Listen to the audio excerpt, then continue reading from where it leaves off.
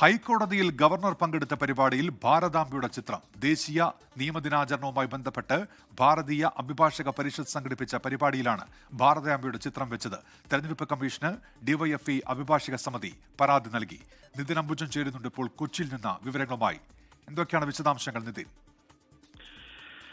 ഉന്മേഷ്, ഒരു ഇടവേളയ്ക്ക് ശേഷമാണ് വീണ്ടും ഭാരതാംബ ചിത്രം വിവാദത്തിലാകുന്നത്. ഇന്ന് വൈകിട്ടാണ് ദേശീയ നിയമ ദിനാചരണത്തിന്റെ ഭാഗമായി അഭിഭാഷക പരിഷത്ത് സംഘടിപ്പിച്ച പരിപാടി ഹൈക്കോടതി ഓഡിറ്റോറിയത്തിൽ നടന്നത്. ഗവർണറാണ് ഈ പരിപാടിയിൽ മുഖ്യാതിഥിയായി പങ്കെടുത്തത്.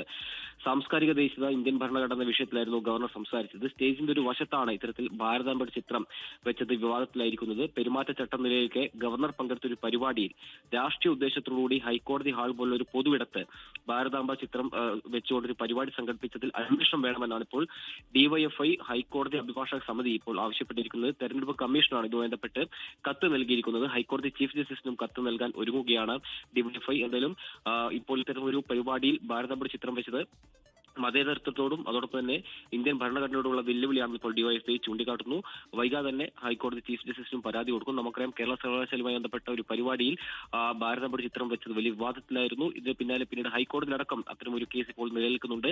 ഇതിനിടയിലാണ് ഇപ്പോൾ ഗവർണർ പങ്കെടുത്ത ഒരു പരിപാടിയിൽ ഹൈക്കോടതി പോലത്തെ ഒരു ഹാളിൽ ഭാരതാംബയുടെ ചിത്രം വെച്ചൊരു പരിപാടിയിൽ വിവാദത്തിലാകുന്ന ഒരു സാഹചര്യം ഉണ്ടായത്. എന്തായാലും ഡിവൈഎഫ്ഐ അഭിഭാഷക സമിതിയാണ് ഇപ്പോൾ ഇതുമായി ബന്ധപ്പെട്ടൊരു പരാതി നൽകിയിരിക്കുന്നത്. നിതിൻ അംബുജനാണ് കൊച്ചിയിൽ നിന്ന് വിവരങ്ങൾ നൽകിയത്.